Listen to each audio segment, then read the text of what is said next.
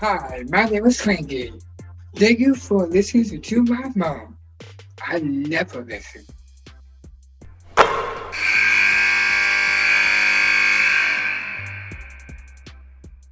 There were some back in the day that referred to her as AB. Some call her Coach Bracey. Some call her Ashleen Bracey. Some call her Coach Bracey from IUC. You can call her whatever you want. This woman can coach. And we're pleased to have her on Nothing But Net. So thank you so much for joining us, Coach AB. Thank you so much for having me. I'm excited. I like calling you AB because I think that's easier to say, honestly. Get us up to speed on your vision and where you are in the process and what's going on with your program.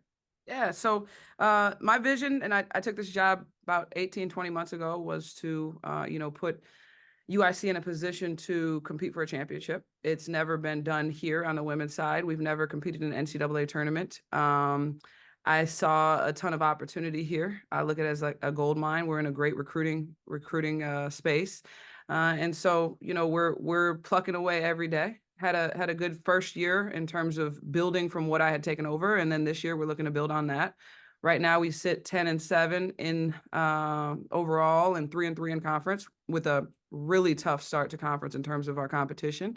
And we're building every day. I'm putting a team together of 7 returners and 8 new kids. And so every day it's an opportunity to build chemistry and to continue to instill, my system and just keep growing as a team. So we're in a good shape and hoping to get better from here.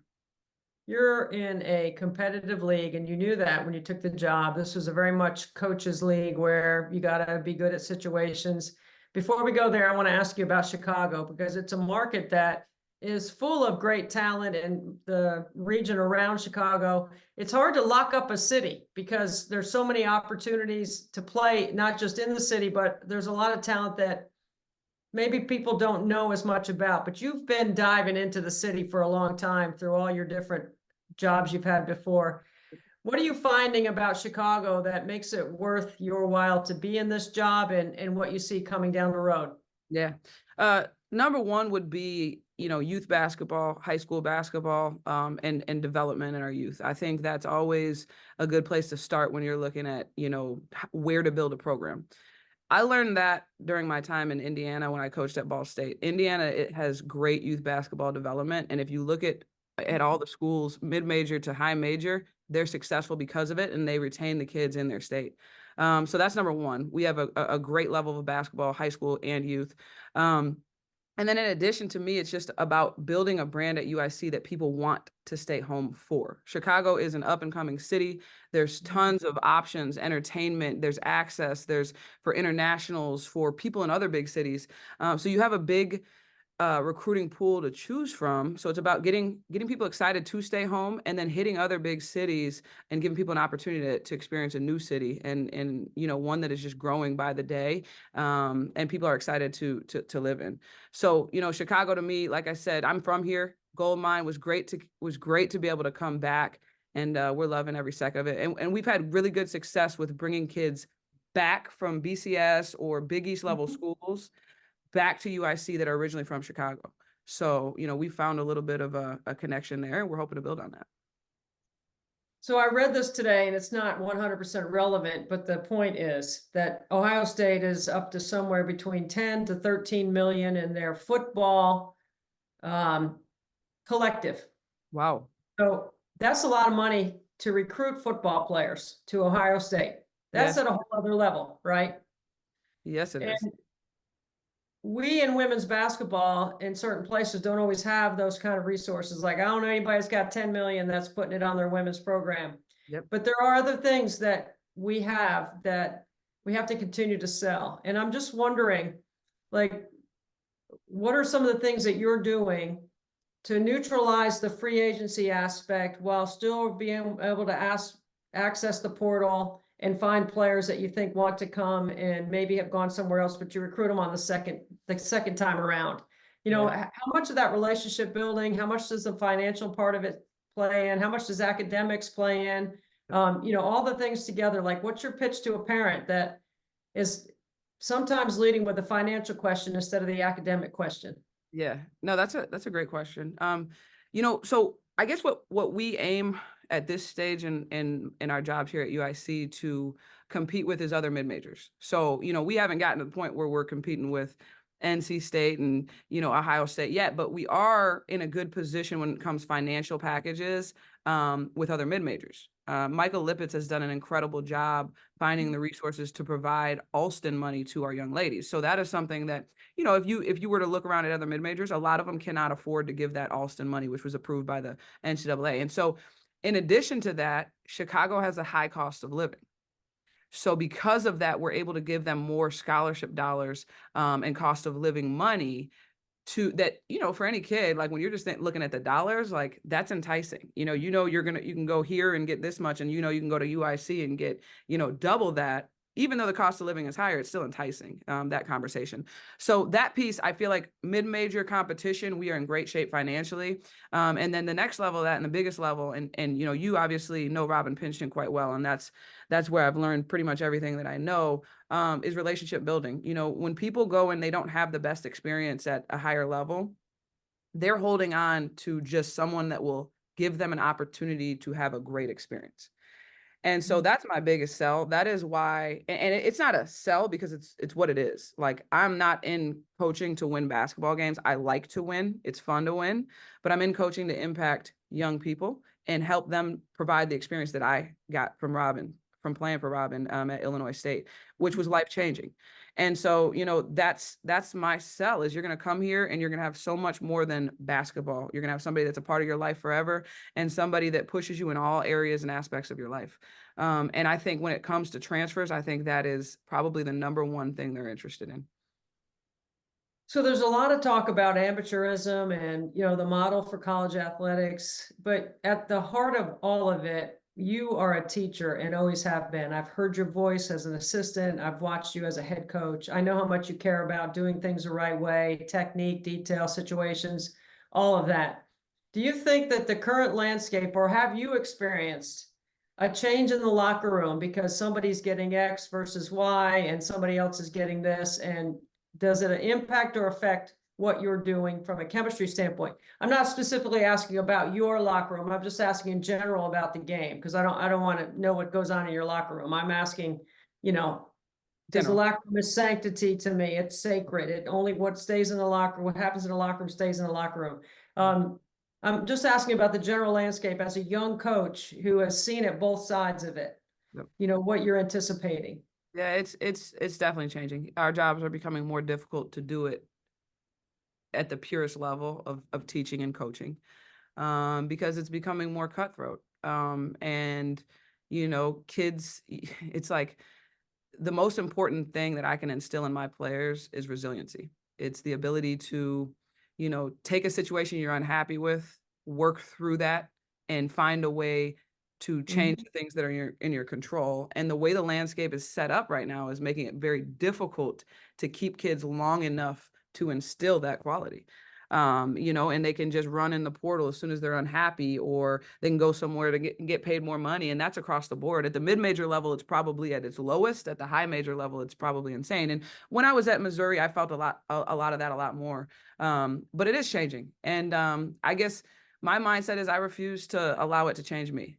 And, we're going to, and it's tough. And I have my days where I'm very frustrated, but at the end of the day, when you know your why, you know why you coach, you got to cling tight to that. That's first things. And you navigate, how you need to. So when you finish your first year as a head coach and you look back at what you have and what you need or what you want to do in your second year, what are some of the things that you had hoped would happen between year one and year two that actually you're seeing happen underneath your leadership? Yeah. Two things. One would be just the ability to become a respectable program, to be able to recruit the kids that I knew would be able to help us. That happened, right? We went from 2 wins before I took over to 19, right? So we're in a space where it's like, okay, I can see that, this staff is going to be able to put us in good positions. So that happened. And then the second thing would be to build on our first year. We finished 19 and 17. We had 0 depth. We played with 7 kids all year long. We were offensively challenged. We really dug into the defensive end. I want to balance offense and defense, honestly. And if you look at the statistics, if you look at us where we line up in conference, we're top 4 in scoring offense. Scott top 4 in scoring defense. So we're in good shape, but there's a lot of chemistry to be built. You know, we played against Illinois State on Sunday, and they have 3 kids that have played together for like 4 years, right? And they have a ton of chemistry and experience down the stretch. Now we beat them. It wasn't pretty, but we did. And so it's gaining those experiences through the process of the journey. And I think every coach's goal is to find a way to play in postseason. So hopefully we'll just continue to get better and give ourselves a chance to do so. This is part of the reason why I love the Missouri Valley and have been in the Valley for so long. I mean, I've been in the Valley, I think, longer than you've been alive, honestly. Wow. And I've been watching this league evolve over time. So I want to shift gears away from the Valley because I'm constantly telling everyone how great the Valley is, the competition, the level, the resource, the coaching, all of it. Assuming that we can deliver this podcast in a timely manner, hint, hint to my producer, BMac, I want to ask you about South Carolina LSU. It's the big game that's being played tonight. Everybody in women's basketball and really in basketball is talking about it because you've got the #1 team with the best efficiencies on the offensive and defensive end. Okay, it's historically a great D against the Mardi Gras power of LSU. And you know, we're not even going to talk about what Dawn and Kim are wearing. You know, I'm talking about what's going on the court. Because I can't see you bedazzling too many things or showing up in a feather, you know, Right. whatever. But I will say the Mulkey lookalike thing at LSU a few weeks ago was outstanding. Yes. They did run a campaign. It was first class, awesome. Yep. Okay. When you're from a teaching standpoint, do you have your kids watch the game? Or are your kids interested in watching the game? Is there any aspect of the game that you're going to ask them to watch? Or your guards watching Pow Pow and you know, Michaela Williams, or how, you know, how does this work? Yeah, you know what? That's a great question, and you just gave me a great idea. I think we are going to watch it as a team. You know, I was on Instagram the other day, and I was looking at tickets were upwards of like 3K. So an incredibly anticipated game, obviously, with incredible basketball getting ready to be played, and I think yes, I think we have worked so hard, and you know, people before us, people that you know, you obviously were connected with, to get women's basketball to the point that it is now, that it would be a disservice to not ask your kids to be a part of that and watch that and understand that change. So absolutely. And then I mean, I've scouted against Dawn Staley and Kim Mulkey for Kim Mulkey. I guess she was at Baylor before, but I think 3 years while she was at LSU, and then Dawn Staley for 6 while I was at Mizzou. Incredible coaches with an incredible ability to recruit. You're going to be watching, you know, 30, and I understand less are going to play, but 30 of the best college basketball players in the country in one space. And it's going to be exciting, and it's something that I think we all need to make sure we're a part of as women. Yeah, I would love to be sitting tonight with a group of 15 young women watching the game together and listening to what they say and what they think. You know, I just had this just in this week. You know, I had the Oregon at Utah men. Okay. Utah men up 3, 6 seconds, choose to foul, almost backfires on them, right? Then I was at the Citadel last night, and Ed Conroy is a great friend of mine. They're up 1 with 6 seconds with 2 fouls to give, and they elect to give both fouls. The other team does get a shot up, but they don't score. They win the game. And then my son played in a game where they elected not to foul, and the team hit a 3, and they go into overtime and lose. So there's 3 different scenarios around the end of the game where it requires some analytics, some feel. Most importantly, you have to practice missing free throws. You have to practice, you know, how to foul. Those things are all like, at this point in the season, like that's a game like tonight. It's going to come down to some piece of strategy like that, right? I'd really love to know after the game what your kids think about how the game ends. Yeah. You know, what happens, not knowing what's going to happen, what they're thinking. Yep. Yeah. You know, to know where the game is going, because like you're a great teacher, and I know your kids are tuned into what you're saying, and obviously you've done a good job because of the quick ascent. But I'm interested in like players' IQ, like what are they thinking? You know, how does it work? I'm excited to watch with them, and I would love to report back to you on that. Please send us a picture if you are watching with your team, so we can post it on. We'll do. And I love, Debbie, how you just continue to just push the women's game in general. I mean, I think it's awesome. You're putting nuggets in my mind that's helping me with my team. So I appreciate it. We got to keep thinking, right? We've got to help each other. I'm a big rising tides person, you know? I really believe that the more you work and the harder you work, and listen to Tara, she's won 12,000 or 1,203 games, and she's talking about outworking her players, which she does watch more film than anybody I know. So it's just interesting when you hear different perspectives. It's kind of inspiring, right? The more she shares, the more I get excited. The more you share, the more I think about, man, I'd love to be around a bunch of young women tonight watching the game. How can I get that done between now and 8 o'clock tonight? You know, I it's love fun.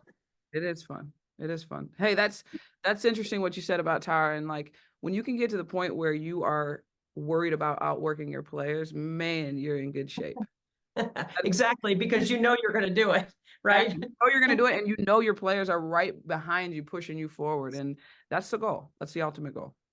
Well, for the good of the cause, with everything that you've done and experienced, all the places that you've been, you're important to the game because we need our young coaches to keep working and to stick with it and help us solve some of the issues that we have in the game, so that we can continue to keep that rising tide going. Because I mean, the game's always been great, but the popularity of the game is at an all-time high, and we need to keep doing our jobs, right? Everybody doing their job, doing a little bit more, a little bit better.